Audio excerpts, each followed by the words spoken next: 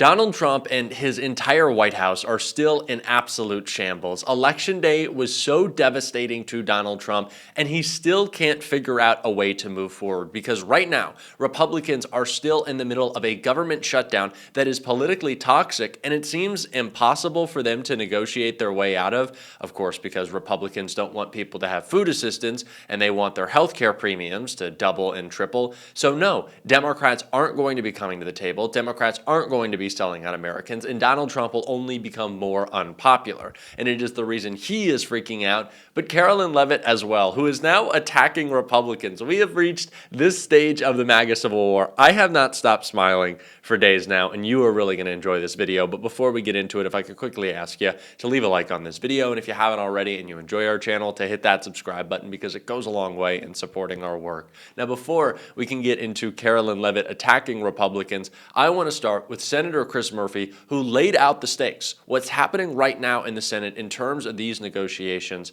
and then we'll get into need to extract everything we can out of Donald Trump and the Republicans. This should not be a bipartisan little give and take here. You know, maybe we negotiate something down there. No. We are protecting people's health care. We don't want people to die unnecessarily. Bernie Sanders has said it again and again and again and again. If Donald Trump's cuts to health care go through, 50,000 people will die unnecessarily every single year. That is not political. This is life and death. And so that is how Democrats should be negotiating. And we also shouldn't trust Donald Trump. This is a man who has consistently showed that funds appropriated by Congress mean nothing to him. That's what's happening with SNAP right now. He will break the law. He will not listen to what Congress has appropriated. He will not listen to the law.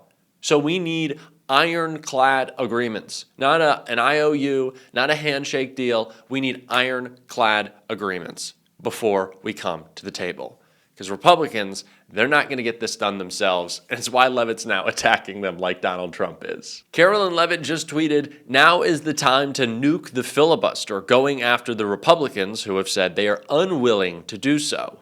And that's why President Trump has said Republicans need to get tough, they need to get smart, and they need to use this option to get rid of the filibuster, to reopen the government and do right. Yesterday in a closed-door meeting, we heard Donald Trump screaming at Republicans, and specifically Lindsey Graham, losing it, telling them to end the filibuster. You need to fix this shutdown. It's politically toxic. It's the reason we lost the election. Certainly, it is a major reason why there was such a huge blowout of Republicans was this government shutdown. It's true. It really is. I think people understand that Donald Trump is unable to govern. Republicans are unable to govern. These are people who fundamentally don't care about you. So why would you give them your vote? They've broken every promise, and they've put you in harm's way. And someone who perfectly articulated really the reason for the election result we just saw. And again, sharing more breaking and important information on the shutdown battle was Bernie Sanders right here. The Republicans lost badly last night, and the reason that they lost badly is that people are really quite disgruntled and disgusted with Trumpism in a general sense.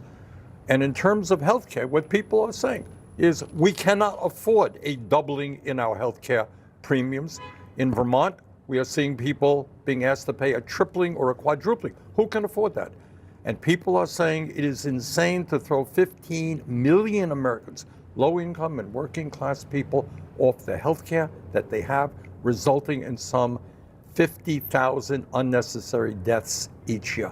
All to give $1 trillion in tax breaks to the 1%. Elon Musk, in the view, my view, and in the view of most Americans, really does not need a tax break so that we can throw people off of health care. There is a revolt against Trumpism. I think Democrats have the momentum. And now what has got to happen is Trump has got to come to the table and say, okay, let's make sure that premiums do not go up. Let's make sure that we do not throw millions of people off health care. He does that, we can end the shutdown tomorrow. So that wasn't the message, though, that he delivered today. Basically, instead of talking about working with Democrats, he was saying eliminate the filibuster today. I mean, he was making that message pretty clear to those Republicans in the room this morning. But he's not going to, apparently, from what I understand, that's not going to be the case. The Republicans understand that the filibuster is an important part of what the Senate is, that it's not going to happen. And, look, I happen to think that Trump is a little bit crazy, and I think he lies all of the time. But he's not stupid, and he's a good politician. And I think he is catching on that he is playing a losing hand. People cannot, he talks about affordability, really. Well, when you double people's health care premiums, you're not bringing affordability. You're making it impossible for people to survive. I think he understands that. I think he is going to come to the table. Do you think he gets the frustration on affordability, or do you think he just gets the messaging of it? I think he is distressed that people are catching on to what he is doing. Look, you do a poll, CNN do a poll. You ask people whether we should give the 1% $1 trillion in tax breaks and double premiums for ordinary Americans. I will say that 90% of the people think that's a crazy idea. That's what they're trying to push. The American people are catching on and saying no.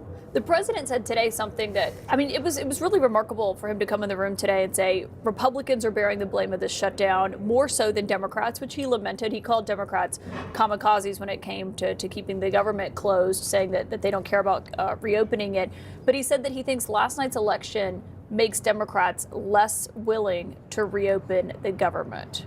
Do you think that's the case? Well, I think what the message of last night, and it really was a sweeping victory, not only in New York and in Virginia and New Jersey, but in small towns in Connecticut, in California. I mean, it really was an overwhelming wave, which has a lot to do with people saying, you know what, you guys got to stand up to this Donald Trump, not only his authoritarianism, but his war against the working class of this country and his horrible positions on healthcare. That was the message that I took. Stand up, be firm, and Trump, who is nobody's fool, will in fact come to the table. That's the message you took. Do you think Democratic leadership took away that same message as you? You got to ask Democratic leadership.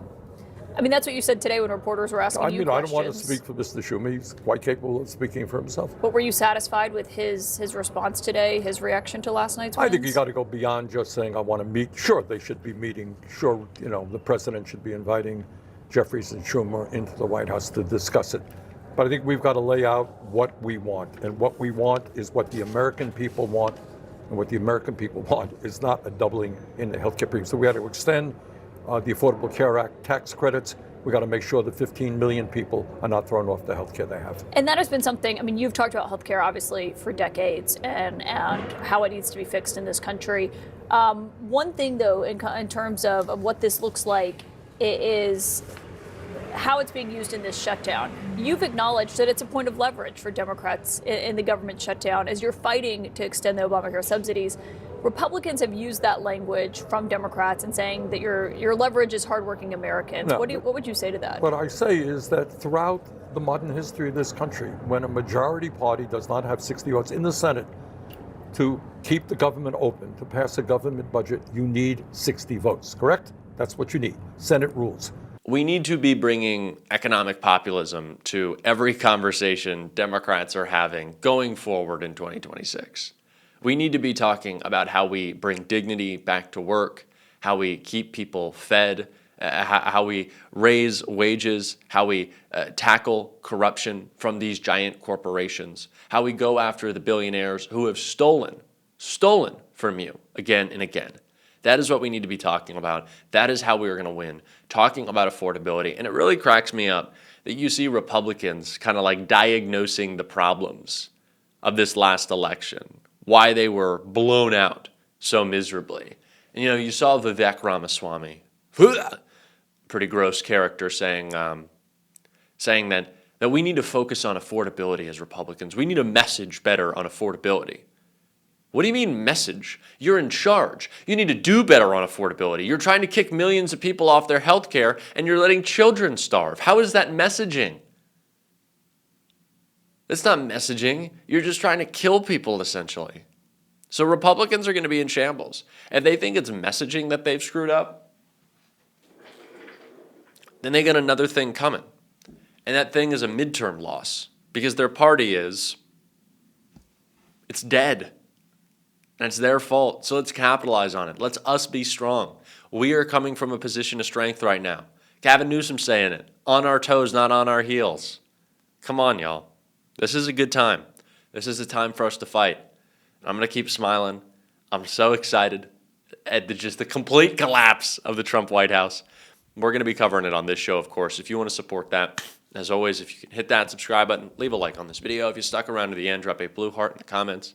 Keep on fighting, y'all. Don't let them silence you. And until next time, I'll see you soon.